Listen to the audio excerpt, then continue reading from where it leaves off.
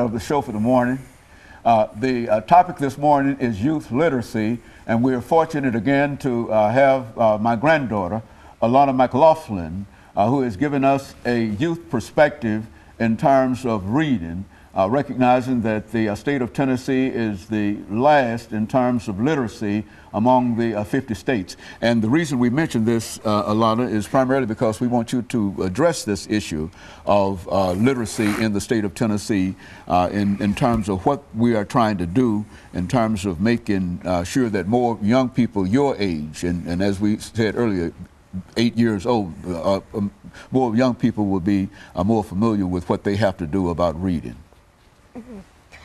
Well, I really want to encourage kids 8 and under to really read, because some parents who can't read, their children want to be exactly like them. But I personally encourage all kids to read, because reading is a good thing, because it lets your imagination run free. It gives you information that you may have not known, such as, what if you wanted to learn the names of some states? Maybe you can read a book about the states, of all 50, and maybe you can find the names of those states. Books give you information and they let your imagination run wild, such as The Cat in the Hat.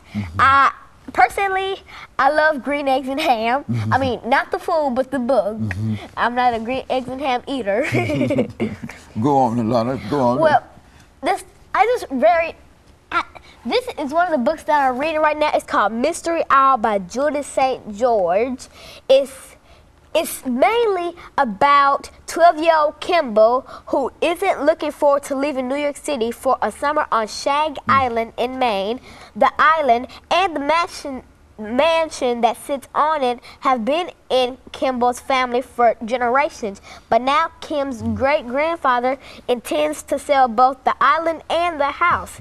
Kim and her mother busy themselves with preparations, but when Mom is called away on business, Kim and great-grandpa find themselves alone on the island. Strange music, bright flashing lights, and an exotic parrot convince great-grandpa that he is losing his right mind, like his father before him.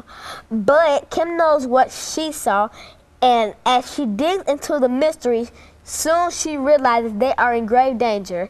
It's up to Kimball Lauder to discover what or who is haunting Shag Island. Very good. And so Lana, I think you've demonstrated to the audience this morning that there's some truth in the fact that while you might be in the while you might be in the third grade, that you are in reality reading on perhaps a 5th grade level. Yes. And I also understand that you've done a number of things in your school to encourage young people that you work with to read and to be more studious. Why don't you tell us something about some of your tutoring activities? I know it's strange to talk about you being a tutor, but go on, talk about. Well, I'm in a tutoring class at my school at Glen Enhanced Option Elementary, and I help one student named Anaya.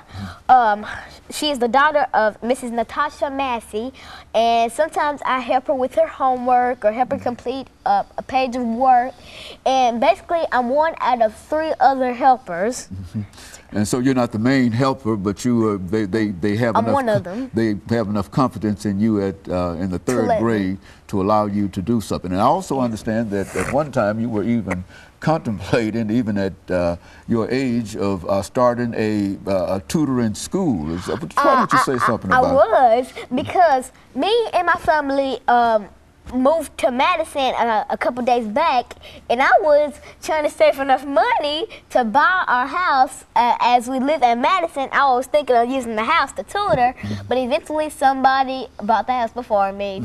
Very sad. And so your whole situation in terms of being a tutor, starting a tutoring school, yes, sort of went to the side and some. But now you've been involved in reading and in learning for a long time. Book fairs, you know. Sometimes I go to every book fair. If there is a free book that I like on sale, everybody knows I'm gonna buy it, because every person in my 3rd grade class of Miss Wendy Anderson calls me, quote, a bookworm because I have stacks of books at my table.